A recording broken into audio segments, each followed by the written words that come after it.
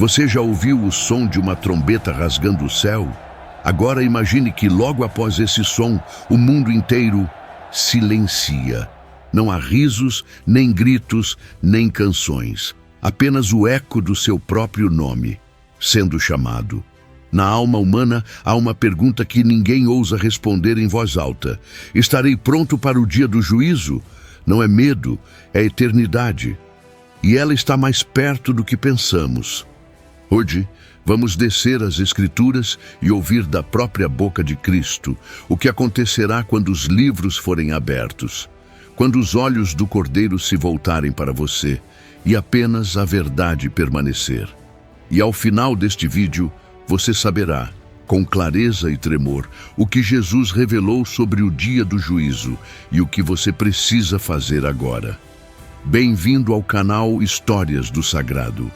Inscreva-se agora para não perder as próximas revelações. Mas eu vos declaro, de toda palavra ociosa que os homens disserem, darão conta no dia do juízo, porque pelas tuas palavras serás justificado, e pelas tuas palavras serás condenado. Evangelho segundo São Mateus, capítulo 12, versículos 36 e 37. Em certos tribunais da terra, antes da leitura de uma sentença, há um momento de absoluto silêncio. É como se o tempo prendesse a respiração. O juiz repousa os olhos sobre o réu, os murmúrios cessam, os passos param. Mas nada, absolutamente nada, se compara ao instante em que o céu inteiro se cala para ouvir a sentença eterna. Não há martelo, nem gavel. Há apenas o trono do Altíssimo, e diante dele, multidões de almas em pé, uma a uma, aguardando o som do próprio nome ser pronunciado. Ali, ninguém chega acompanhado. O Pai não intercede pelo Filho. A fama não entra. A riqueza não tem assento. Cada um é convocado diante da luz que tudo vê. Uma luz que penetra não apenas gestos, mas intenções. Que lê o coração como se fosse um livro aberto, que conhece o que foi dito e o que foi silenciado. E então, diante de bilhões de almas, começa o julgamento, não coletivo, mas individual. Um tribunal onde não se corre, não se esconde, não se argumenta, apenas se escuta e se responde. Essa cena não é simbólica, é real. Foi descrita por aquele que será o juiz. Não um juiz severo por inclinação, mas justo por essência. Jesus Cristo não falou do juízo final como hipótese, mas como certeza. E ele foi direto ao ponto. Mas eu vos declaro, de toda palavra ociosa que os homens disserem, darão conta no dia do juízo. Porque pelas tuas palavras serás justificado e pelas tuas palavras serás condenado. Evangelho segundo São Mateus, capítulo 12, versículos 36 e 37. Pense nisso. Cada palavra, não apenas os atos de guerra ou de escândalo, mas palavras, o que você disse quando achava que ninguém ouvia, o que sussurrou com desprezo, o que murmurou com ironia, as piadas que zombavam do sagrado, as críticas disfarçadas de opinião, as promessas que nunca cumpriu, tudo, cada som emitido com a boca ou com a alma, tudo será trazido à luz. Há nos céus uma espécie de biblioteca viva, os livros do juízo, escritos por mãos que não erram. Neles está tudo. E quando se abrem, não há como contestar. Não é como um tribunal terreno, onde se pode manipular provas ou influenciar juízes. Aqui, a única testemunha é a verdade, e ela nunca falha. Visualize isso. Um anjo, de vestes resplandecentes, aproxima-se com um pergaminho. Ele o desenrola. O silêncio é absoluto. E então o nome é dito, o seu nome. A sala invisível do tribunal eterno se curva em atenção. O que virá a seguir? O que está escrito ali? O que você deixou marcado no tecido da eternidade? Porque no fim, essa é a cena que importa. Não a festa, não a glória humana, mas esse momento, o momento em que você fica sozinho diante do Eterno e escuta a sua vida ser lida em voz alta, sem cortes, sem edições, apenas a verdade nua. a verdade que você construiu. E uma questão permanece ecoando como uma batida distante, sagrada e inevitável. Mas o que exatamente será aberto naquele dia? Há uma sala que não pertence ao tempo, uma espécie de arquivo celeste onde cada gesto humano é registrado, não por tinta, mas por luz. Ali, nenhum ato é pequeno demais, nenhum pecado é esquecido, nenhuma bondade passa despercebida. É o lugar onde os escribas invisíveis do céu escrevem, dia e noite, sem erro, sem pausa, tudo o que fazemos. Este lugar é real. E é para lá que se voltarão os olhos no dia do juízo. Não é metáfora, não é figura de linguagem. É revelação divina.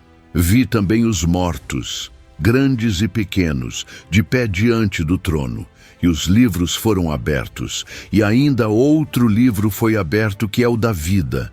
E os mortos foram julgados pelas coisas que estavam escritas nos livros, segundo as suas obras.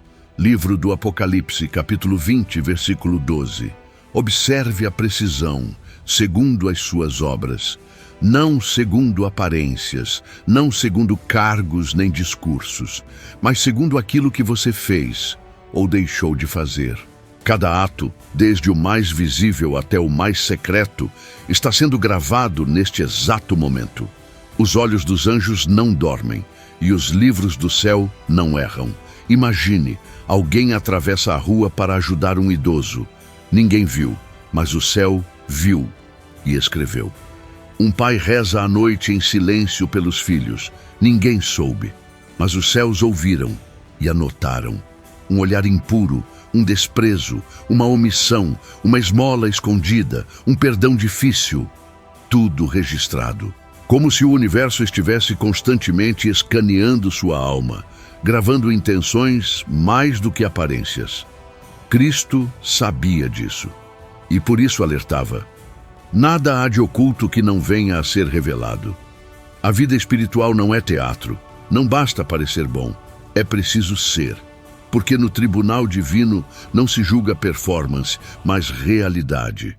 Ali, os bastidores são expostos, e não há máscaras que resistam à luz do juízo.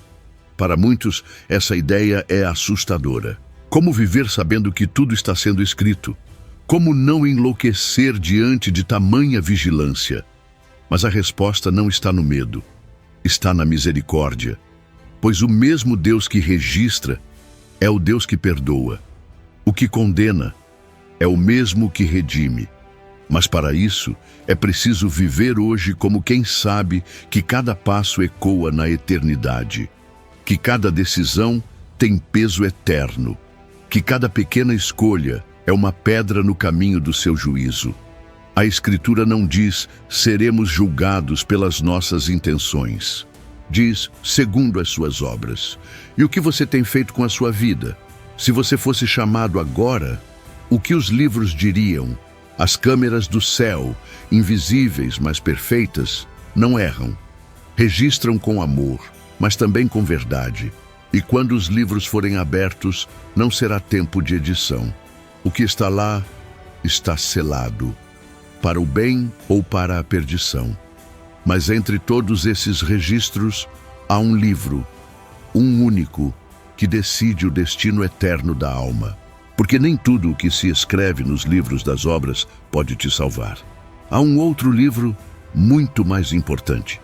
E por isso te pergunto, mas qual é esse livro que vale mais do que todos os outros juntos? Escreva nos comentários com fé e esperança. Meu nome deve estar no livro da vida. Entre tantos livros abertos no juízo, há um que não contém obras, mas nomes. Um livro silencioso, de páginas puras, onde está inscrito apenas aquilo que pertence ao Cordeiro. Não há julgamentos ali, apenas presença. Quem está neste livro não é apenas inocentado, é acolhido, é recebido, é salvo. Se alguém não foi achado inscrito no livro da vida, foi lançado no lago de fogo. Livro do Apocalipse, capítulo 20, versículo 15. O texto é claro. Não basta ter boas obras, não basta evitar grandes pecados. O critério final, Aquele que separa o eterno repouso da eterna perda é este. O seu nome está escrito no livro da vida. E mais ainda, está lá ou foi apagado. Esse livro não é escrito por homens, é selado pelo próprio Deus. E nele não entram os que apenas fizeram o bem. Entram os que foram encontrados em Cristo. Os que morreram para o mundo e nasceram para Deus. Os que viveram em comunhão com o Cordeiro, mesmo entre lágrimas, quedas e lutas, e permaneceram nele até o fim. O mundo ensina que basta ser boa pessoa, mas Cristo revelou algo muito mais profundo. A salvação não é uma soma de méritos, mas uma pertença. É estar no Cordeiro, é ter sua veste lavada no sangue do sacrifício. Porque no fim, o julgamento não é apenas sobre atos, mas sobre identidade espiritual. Quem você se tornou? A quem você pertence? Imagine a cena. Os livros das obras são abertos e sua vida é lida, linha por linha.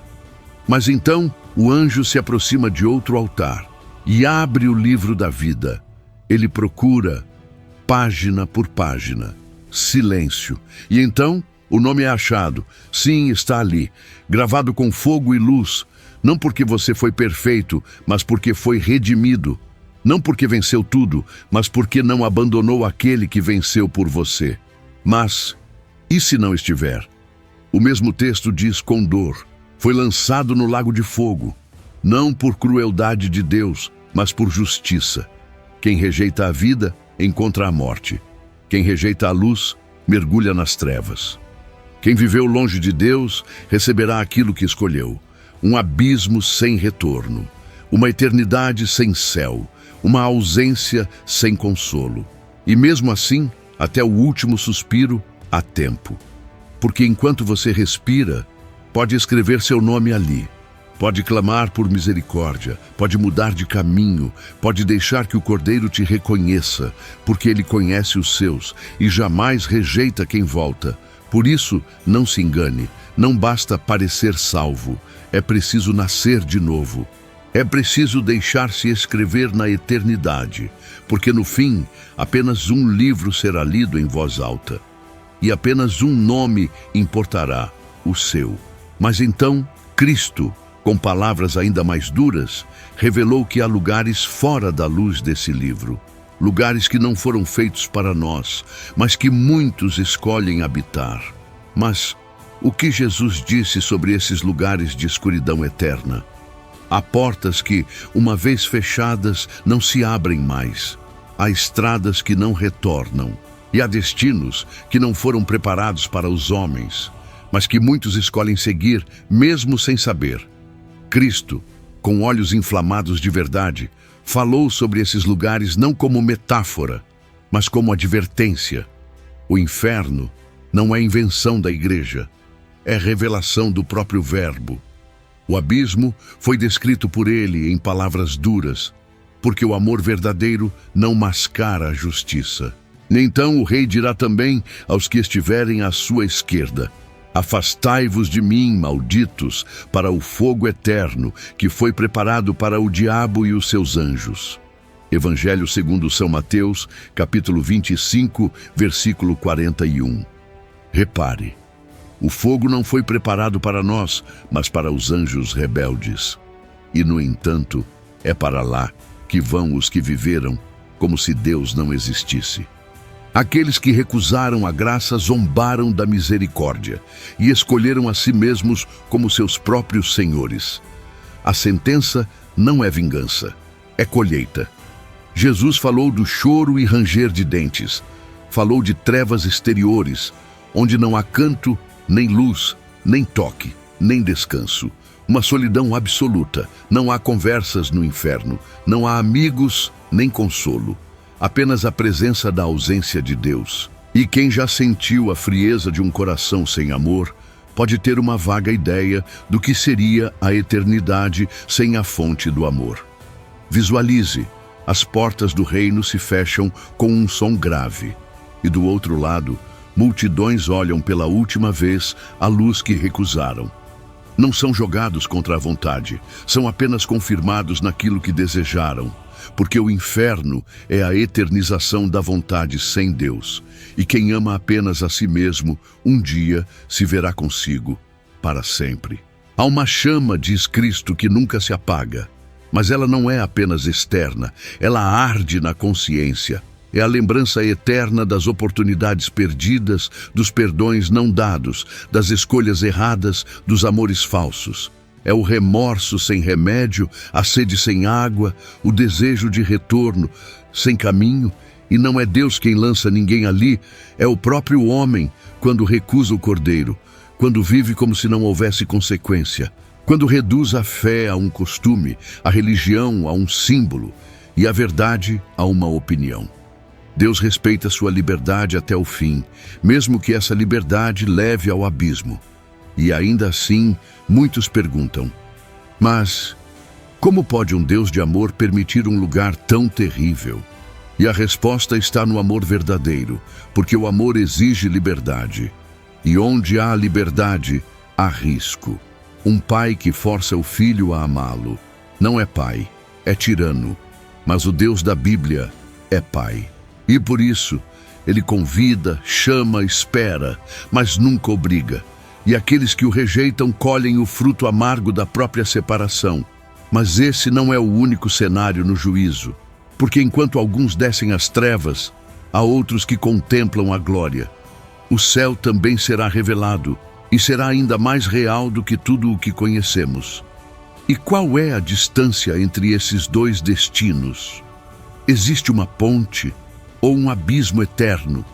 Entre o céu e o inferno não há portais, não há atalhos. Há um abismo fixo, eterno, intransponível. E foi o próprio Cristo quem nos revelou isso, numa de suas mais dramáticas parábolas. A história não fala de símbolos, mas de dois homens reais, com destinos opostos, um mendigo chamado Lázaro e um rico sem nome, um descansando no seio de Abraão, o outro em tormento. Entre eles, um espaço irreconciliável. Além disso, entre nós e vós, há um grande abismo estabelecido, de sorte que os que quiserem passar daqui para vós não podem, nem os de lá passar para cá. Evangelho segundo São Lucas, capítulo 16, versículo 26. Essa passagem deveria fazer o mundo tremer, porque ela desmente toda a ilusão de segunda chance após a morte. Ali tudo se define, ali termina a possibilidade de conversão. Ali não há mais confissão, não há mais mudança, não há mais tempo. Há apenas eternidade. O grande abismo não é apenas geográfico, é espiritual. Ele representa o resultado final da liberdade humana. A alma que viveu fechada ao amor de Deus, ao morrer, encontra-se fechada para sempre. Não porque Deus a rejeita, mas porque ela não quis ser salva. Recusou a mão estendida, trocou o pão eterno pelas migalhas do mundo. E quando o tempo se esgota, o abismo se forma. Visualize isso. De um lado, a festa, canto, luz. Do outro, silêncio, lamento e escuridão. E no meio, um vazio absoluto, como uma ponte quebrada, como um eco que jamais será respondido, como olhos que se procuram e nunca se encontrarão. E é aqui que o mistério da justiça divina se une ao drama da liberdade humana. Deus não castiga, Deus confirma. Ele sela com sua santidade aquilo que o homem escolheu com sua vida. Cada gesto, cada decisão, cada entrega constrói o destino da alma. O inferno não é uma armadilha, é o resultado. O céu não é um prêmio, é a consequência de uma vida unida ao Cordeiro.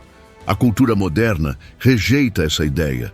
Quer um Deus sem exigência, um amor sem verdade, um céu automático. Mas Cristo não deixou espaço para dúvidas. Ele falou do abismo, ele viu o inferno e ele chorou por aqueles que escolheriam se perder. A cruz é prova disso. Ele desceu até os infernos, não para quebrar o abismo, mas para impedir que você caia nele.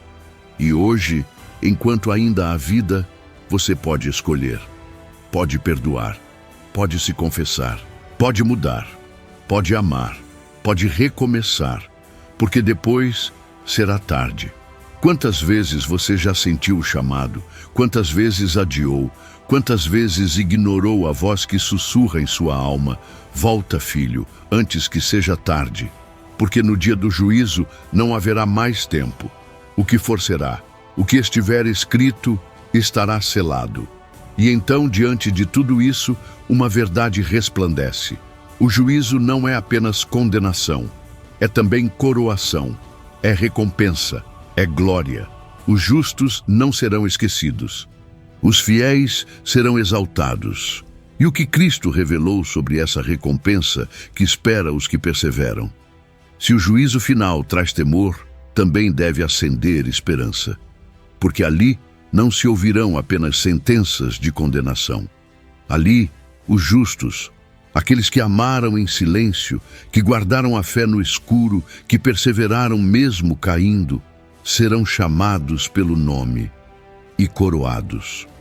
O juízo é também festa, é também justiça, ao contrário do mundo. Os últimos serão os primeiros.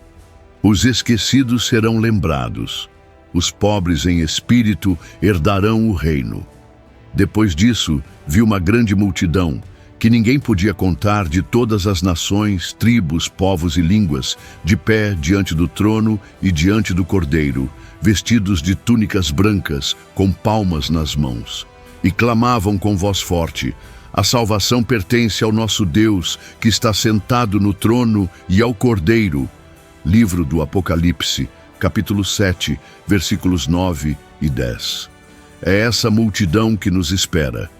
Os mártires, os santos escondidos, as mães que oraram sozinhas, os pais que não cederam ao pecado, os jovens que guardaram a pureza, os idosos que morreram em paz, os sacerdotes fiéis, os leigos silenciosos, todos eles em uníssono diante do trono. Suas vestes não são brancas por vaidade, foram lavadas no sangue, no sacrifício, no amor. A eternidade não é tédio nem névoa, é uma explosão de alegria, de cor, de música que nunca cansa. O céu é comunhão, é descanso, mas também é plenitude. Imagine sentir-se inteiro pela primeira vez. Imagine amar sem medo, sem cansaço, sem ferida. Imagine ser olhado por Deus e finalmente saber quem você é. O juízo dos fiéis não será apenas absolvição, será a revelação. Tudo o que foi feito por amor, mesmo o menor gesto, será trazido à luz.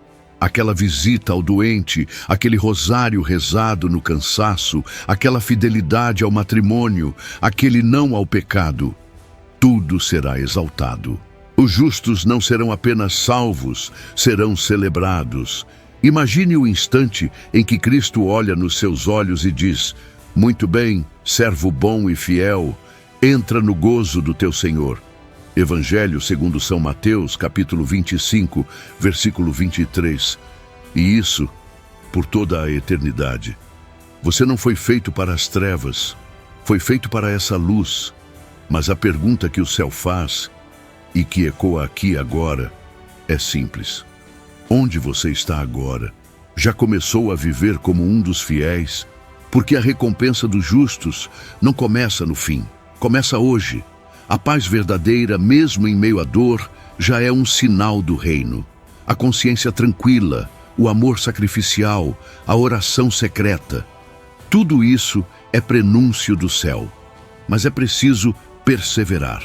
E essa é a palavra esquecida da nossa geração: perseverança. O mundo ensina a desistir fácil. Cristo ensina a resistir até o fim. Só quem perseverar será salvo. Não quem começa, mas quem termina com fé, com humildade, com obediência. E por isso, diante da glória futura, a pergunta se torna ainda mais urgente. Como saber aqui e agora se estou pronto? Como discernir meu estado de alma antes que seja tarde? Há um espelho que não reflete o rosto, mas a alma. Um espelho silencioso, feito de luz e verdade, diante do qual nenhum disfarce permanece. É o altar da consciência. É ali que começa o juízo, não no fim da vida, mas agora. Porque quem se examina diante de Deus todos os dias não será surpreendido naquele dia. O exame da consciência não é um peso, é uma preparação. É como lavar as vestes antes do banquete. Examinai-vos a vós mesmos para ver se estáis na fé. Provai-vos a vós mesmos. Não reconheceis que Jesus Cristo está em vós, a não ser que estejais reprovados. Segunda carta de São Paulo aos Coríntios, capítulo 13, versículo 5. Essa advertência de São Paulo não é um conselho opcional, é uma ordem. A alma que vive sem se examinar corre o risco de adormecer no erro, de se iludir com aparências. Muitos vivem pensando que estão salvos, quando na verdade estão afastados, porque a fé sem frutos é morta. A vida sem arrependimento é um engano, e o coração sem vigilância se torna terreno fértil para o pecado. Por isso Cristo falou tantas vezes sobre vigilância. Vigiai, pois, porque não sabeis o dia nem a hora. Mas como vigiar se não nos conhecemos? Como estar prontos se não sabemos onde estamos? A consciência precisa ser iluminada pela palavra, lavada pela confissão, fortalecida pela oração. Caso contrário, ela se embota, ela se acomoda e começa a chamar de bem aquilo que Deus chama de mal. Examinai-vos, mas examinai-vos diante de Deus, não segundo os critérios do mundo. O mundo aplaude o egoísmo disfarçado de liberdade, a luxúria travestida de amor, a soberba camuflada de autoestima, mas Deus vê o coração. E Ele pergunta: a humildade, a verdade, a luta contra o pecado, há arrependimento sincero? Imagine um espelho diante do altar. Você se ajoelha e diante da cruz começa a se ver. Não com os olhos do orgulho, mas com os olhos do crucificado. E Ele pergunta: onde está tua caridade? Por quem você chorou? A quem você perdoou? Onde está tua cruz de cada dia? O exame da consciência não é para os fortes, é para os que querem ser salvos, porque só reconhece a própria miséria quem enxerga a grandeza de Deus. E só quem reconhece a própria miséria implora pela misericórdia. O exame diário é como subir ao monte para ver o campo da alma, e ali ver onde crescem os frutos do Espírito e onde ainda há espinhos a arrancar. Você pode fazer isso hoje, ainda hoje. Parar, se calar e se olhar com os olhos do céu. Fechar os olhos do corpo e abrir os da alma. E perguntar-se: se hoje fosse o meu último suspiro, o que estaria escrito ao lado do meu nome? Porque no fim, o julgamento começa agora. A sentença começa a ser escrita pelas decisões que você toma a cada dia. Mas ainda há tempo, ainda há caminho, ainda há sangue redentor fluindo da cruz, ainda há espaço no livro da vida. E o que vem agora é o último chamado, a última trombeta, a cena final. Como será de fato o instante em que os livros se abrirem e o Cordeiro olhar para você? O tempo como o conhecemos cessará. O sol não nascerá mais, pois o próprio Deus será a luz. O relógio do mundo, girando desde o Gênesis, fará sua última volta. E então o céu se abrirá. O trono será revelado. O Cordeiro se levantará. E como o soar de 1000 trovões em uníssono será ouvida a trombeta final. Eis que venho em breve e a minha recompensa está comigo, para dar a cada um segundo as suas obras. Livro do Apocalipse, capítulo 22, versículo 12. Você ouvirá o som, não como um barulho exterior, mas como um chamado interior irresistível. Os livros se abrirão, os anjos se posicionarão. O Cordeiro, aquele que morreu por você, levantará os olhos e os pousará sobre o seu rosto. Esse será o instante mais verdadeiro de toda a sua existência. Não haverá maquiagem, nem disfarce, nem desculpas. Apenas você e Ele, aquele que conhece suas quedas, mas também sua luta. que viu suas lágrimas escondidas, seus jejuns silenciosos, suas noites sem dormir rezando por alguém, que também viu seus pecados, suas resistências, seus adiamentos, tudo, a verdade inteira, mas ele não olhará com frieza. Seu olhar será de justiça, temperada por misericórdia, e ao pronunciar seu nome, a eternidade se decidirá. Ele o reconhecerá, ou dirá: nunca vos conheci. Um segundo, que pesará mais que 1000 vidas. Você está pronto? Hoje, agora, é o tempo de decidir. O tempo de se levantar. O tempo de confessar. O tempo de amar o que Deus ama. O tempo de fugir do pecado com horror. De se unir à cruz com fé. De se deixar escrever, não pelos livros deste mundo, mas pelo livro da vida. Porque o céu é real, o inferno também. E o juízo é a ponte que leva a um ou ao outro. Você não está ouvindo estas palavras por acaso. Foi trazido até aqui pelo Espírito. E o Espírito ainda sussurra: volta, escolhe, vive. Hoje é o dia da sua salvação. Inscreva-se agora neste canal e não perca nenhuma revelação que pode mudar o rumo da sua alma. Ative o sino para que, quando a trombeta soar, você não esteja dormindo. Deixe nos comentários a frase sinal da sua fé viva. Senhor, escreve o meu nome no teu livro e compartilhe este vídeo com alguém que precisa acordar, que precisa lembrar que o céu espera, porque no fim, quando tudo se calar, a única coisa que restará é o que o Cordeiro viu em você.